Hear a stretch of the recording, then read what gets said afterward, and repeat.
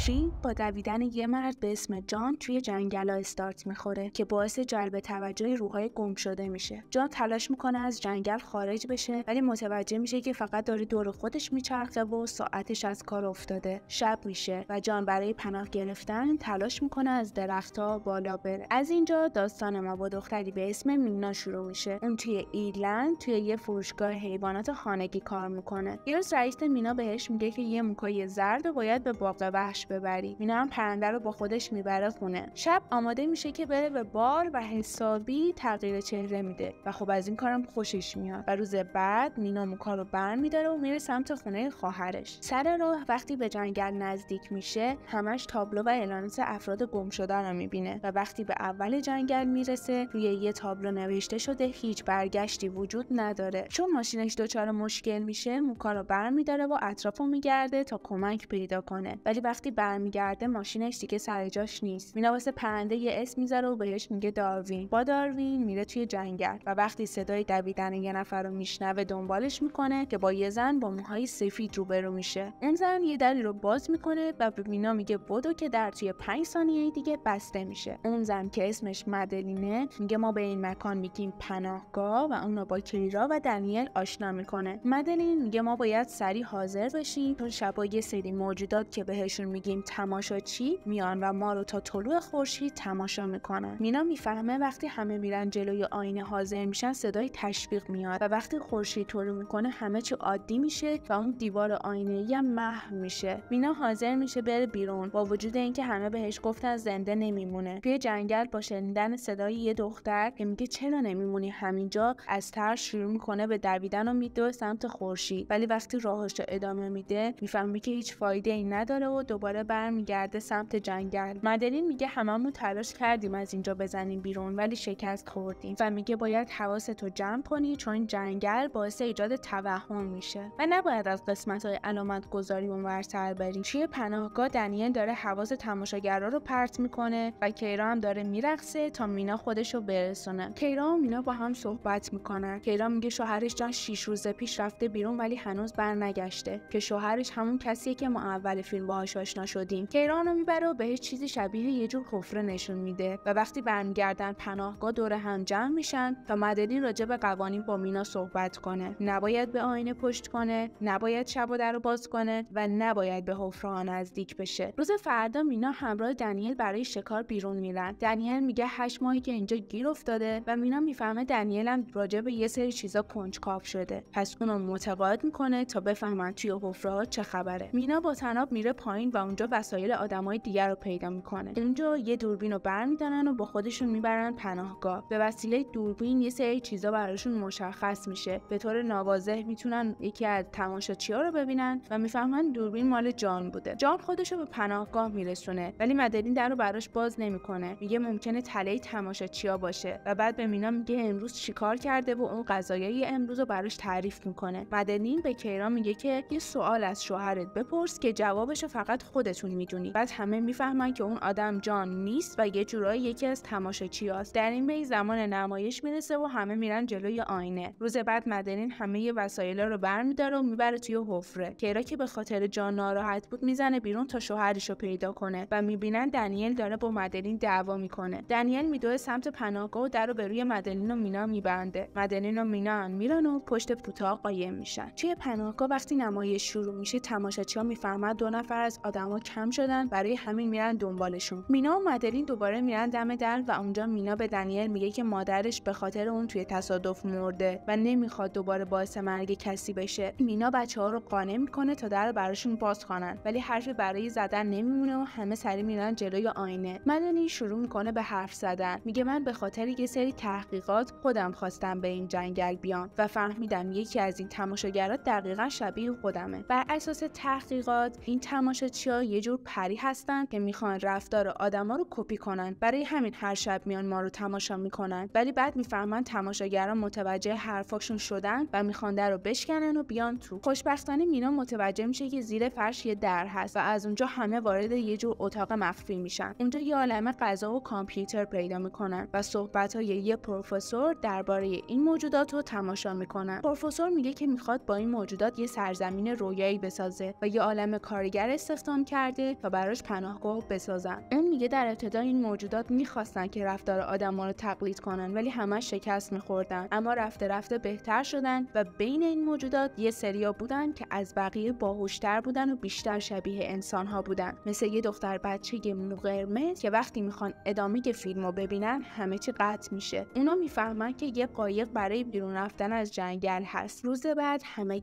آماده رفتن میشن و توی جنگل حرکت میکنن. توی راه یه مقبره میبینن که توسط پریها سالها پیش درست شده. با تاریک شدن هوا پریا میافتن دنبالشون، ولی اونا سریع خودشونو به قایق توی رودخونه میرسونن. دنیل فکر میکنه جانو دیده، ولی این تله پریا بود و متاسفانه دنیل نشونه گذاری میشه. مینا و بقیه نجات پیدا میکنن و از اونجا با یه اتوبوس سوار میشن تا برن به سمت شهر. توی شهر هر کسی میره سمت خونه خودش. مینا میره دوش میگیره ولی دوباره به روز مادر مرگش وقتی که تصادف کردن فکر میکنه. روز بعد مینا میره تا درباره این موجودات تحقیق کنه. میفهمه پریا قبلا بال نداشتن و با انسانا زندگی میکردن، حتی با آدما دوست میشدن و با هم بچه دار میشدن و پریها توانایی اینو دارن که چهرهشون رو عوض کنن. اون بعد یه نقاشی و چند تا عکس پیدا میکنه که حسابی شوکه میشه. سری میره پیش کیرا تا همه چیزو بهش نشون بده. اون میگه مدلین همسر پروفسور بوده و خیلی وقت مرده و اون کسی که این همه وقت باهاشون بوده